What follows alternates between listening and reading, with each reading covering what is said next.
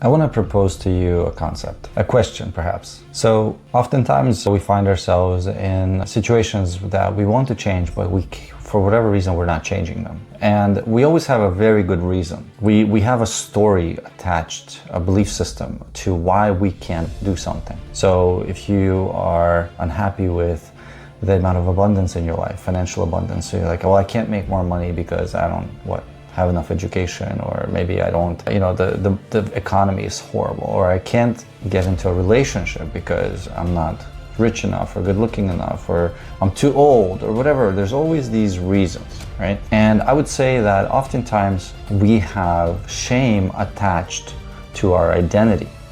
And what I propose to you today is to look at how having this shame is actually serving you, right? And that sounds a bit weird or maybe counterintuitive, but think about it for a moment. When we are living in our shame, and one of my clients recently, she gave a really cool example of what it feels like. It's like, she said, it's like a cell that's covered by a layer that is suffocating it, right? Keeping the light out. And I feel that's a really great example, because your soul, your cell, your true nature is trying to shine through. And what that sometimes looks like is telling the truth, or knowing who you are, or going for what you want, taking a risk, expressing yourself. But what we do is we hide underneath the shame, oftentimes thinking that the shame is actually helping me. This often happens when we have negative experiences as kids, or maybe we're the will of our parents or caregivers really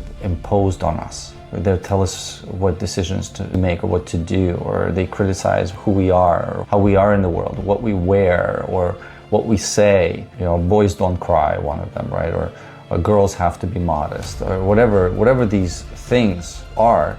And so then our true experience gets covered by the shame, and we live in it. And so looking at how shame is serving you.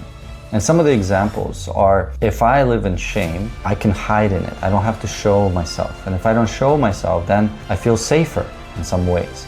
Or I don't have to make decisions. If I am, living in the fear within my shame, I always outsource other people and make my decisions for me. So I perpetually am dependent on other people to take responsibility for my life. So the shame can feel as if it's serving you in some ways. But when you really look at it, right, what's the price that you pay for living in shame?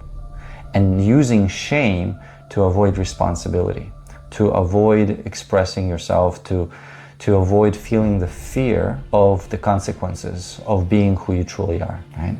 Ultimately, shame prevents us from really growing up and really embodying our true nature. And so it all starts with acknowledging how shame, identity that we really attach to, identity to being poor, identity to being weak or being a victim, identity to being, small. Notice how it serves you. And when you can really own it, when you can really acknowledge it, like, I don't want to make my own decisions, right? That's how it serves me. Or I don't want to be in the spotlight. That's how it serves me. I don't want to take a risk of having my heart broken. That's how it serves me. Or being rejected, right? And when you take responsibility and really own it, and really look at it, is it actually serving me? This life that I'm living, am I okay with it? And if you are, great. But at least you are honest. And that's where it all starts.